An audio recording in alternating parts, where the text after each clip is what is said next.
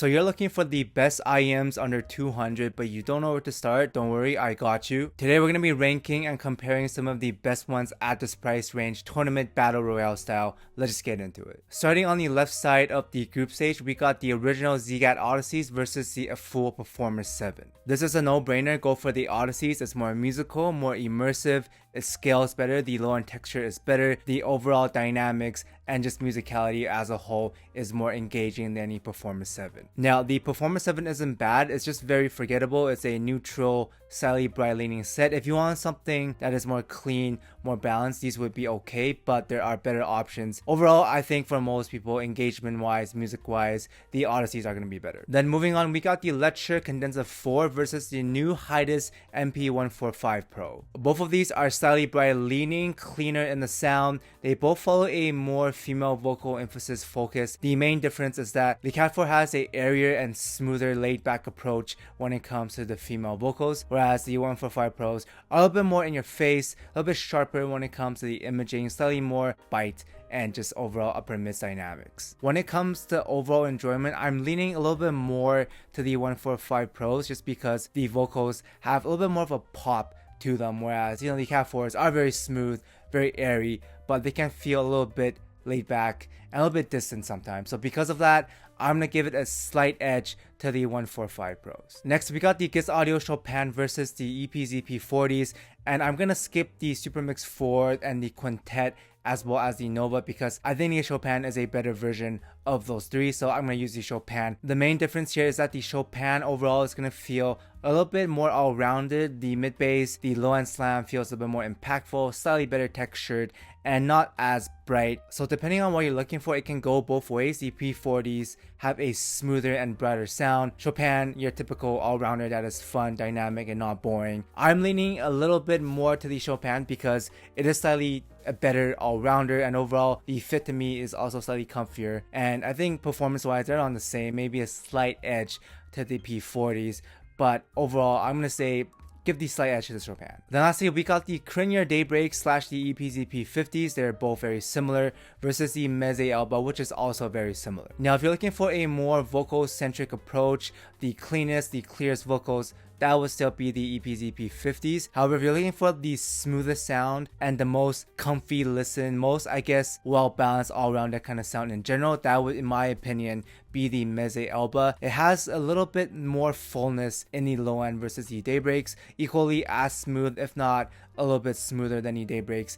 And the fit overall is also better than the Daybreaks. So if I were to pick between the Albas and the Daybreaks, I'm going to go with the Albas. And then if I were to pick between the Albas and the P50s, I would still go with the P50 because I am more of a vocal guy. The P50s just does that better. Both are pretty good. I'm going to go with the P50s by a little bit. That aside, moving on to the right side of the group stage, we have the Lecture ASTRALIS versus the Kiwiers KE4s. When it comes to the low end texture, the impact, the imaging, and then also the dynamic contrast, I would give it over to the ASTRALIS. It just feels a little bit more musical, a little bit more vibrant in the sound, slightly V-shaped versus the KE4s, which is more warm, it's more laid back, you get that airiness in the treble. For most people, I'm going to go with the ASTRALIS because it's a better all-rounder. It feels more musical, more engaging, less, I guess, like laid back and smoothed out versus the KE4s. If you want a warmer sound, the KE4s are still good, but overall, I think the ASTRALIS is the better pick. After those, we got the SIMGOT ET142 versus Andy's new collab, the CJ20s. Now, I put these both together because they are both bright leaning. The ET142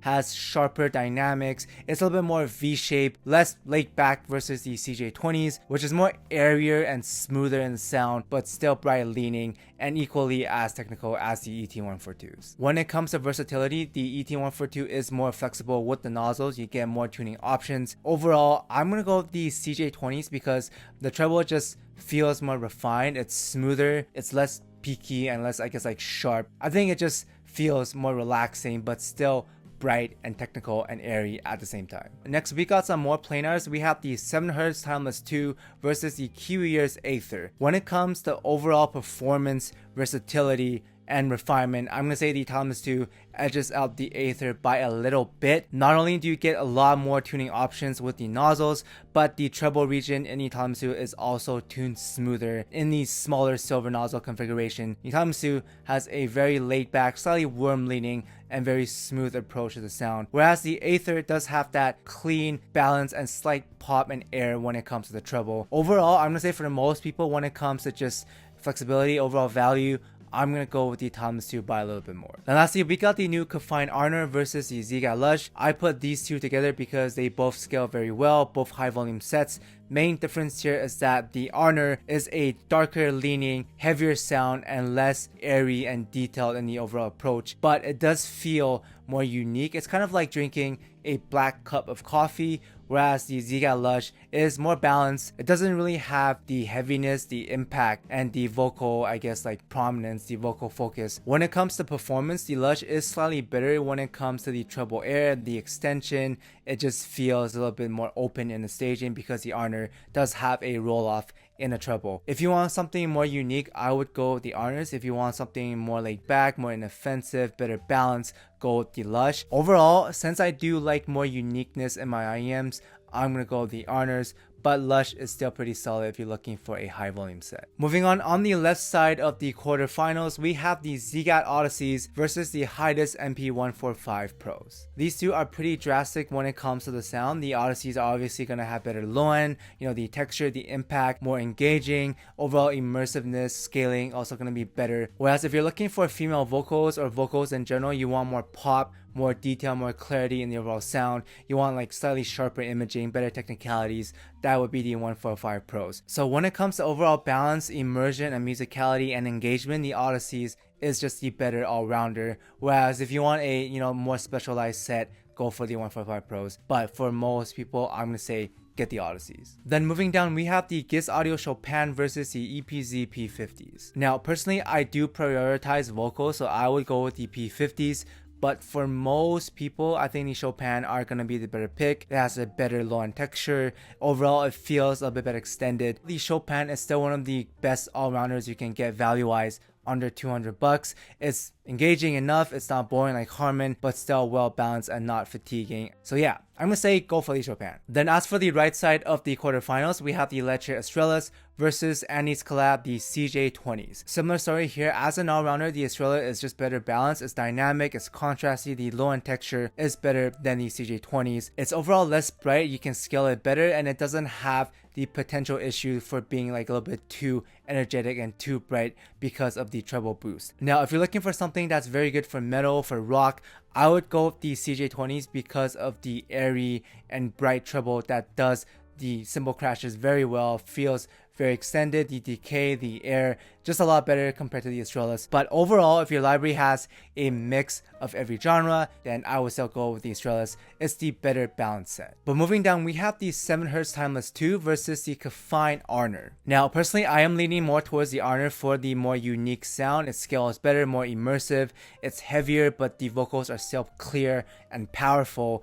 But for most people, again, when it comes to value, versatility, technical performance, the Iems 2 is going to be the better overall package. And because of that, even though I am biased towards the ARNAR, I'm going to say for most people watching, go for the Iems 2. That aside, moving on to the left side of the semifinals, we have the original ZGAT ODYSSEYs versus the GIS Audio CHOPIN. Both of these follow an all-rounder sound. The main difference here is that the ODYSSEYs prioritize the low end more, and the scaling, the immersion factor, is going to be better on the ODYSSEYs, whereas the CHOPIN is going to be better balanced, slightly more technical than the ODYSSEYs when it comes to the treble, the vocals. It feels better extended at mid-volume, but it kind of evens out once you give the ODYSSEYs more scaling. And overall, when it comes to musicality, the uniqueness, I guess just scaling in general, and the low end texture, the original ODYSSEYs are still better than the CHOPIN. And because of that, I'm gonna go with the OG ODYSSEY since it does take you on that musical journey, whereas the CHOPIN, even though it's very solid, it doesn't have that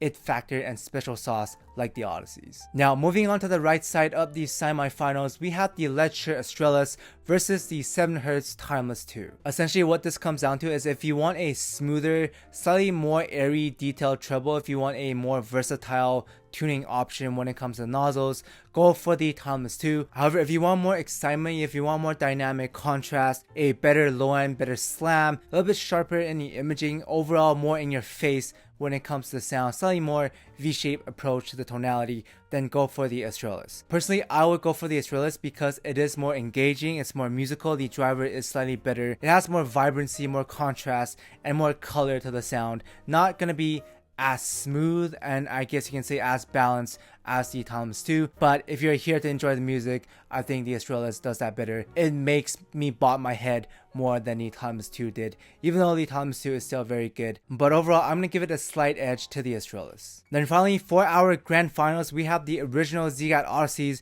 versus the new Let's Sure ASTRALIS. Now, the main difference is that the ASTRALIS does have better sub bass, the extension, the rumble, the overall shaking feeling in your chest does goes deeper when it comes to the ASTRALIS. And the vocals, the imaging, also slightly sharper on the ASTRALIS as well. It doesn't scale as good as the ODYSSEYs, but when it comes to just, I guess if you want like a more V-shaped sound, the ASTRALIS will do that better, whereas the ODYSSEYs have a more gradual glide in the mid bass. The sound has a little bit thicker, a little bit less V-shape, so it's pretty difficult to pick because these two are basically like twin brothers.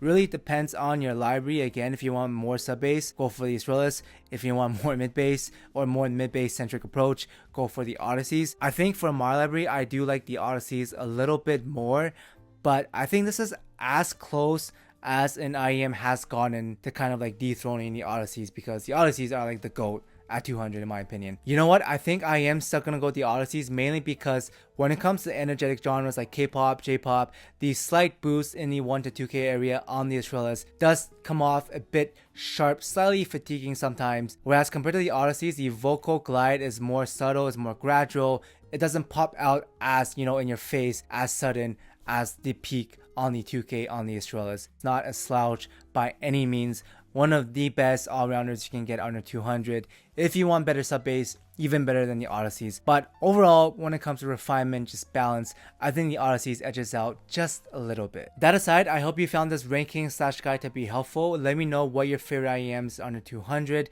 Let me know if you're going to try any of the new ones. And I will see everyone in the next one. Thanks for watching. Special thanks to Mr. Dom Q, Zenu, B. Urak, Walker Standard, User, Tsukasa, Guava Juice Bane, Polly J, Mr. Gorilla, CT Jax, Henry Claudia, Son of a Horse, 777ZK, PM The Wizard, Obi, Treble Well Extended, Matt Herc, TR8, Shembakle, FKSRG, Cousin Fat Fat, Tomat Pat Farshay, Gatwell, Addy, Michael, Trackstar, Raphael, Ori, Ryan Coffee, Edwin Beta, Tortcog, Effinadim, Chimika, Raj, Javir, Gelbog, Ocean, BC Knight, AK131, MN Gelato, On Balance, Victor Ken, Tuna, JRX, Samuel, John Simon, Kaminari, Archie, Evan, Forrest, Ninja Watcher, Brendan Fish, Slow-Mo Rain, Sir Eisen JJ, Skiller, Alexa, Ali Music, JPLA, Blura Nerd, ATGBB, Orlando, Furuto, Sam Z, E Green, Geranium, Derek, Sean, Spinner, Gwislow, Vlad, and LSD. Thank you guys so much for the support.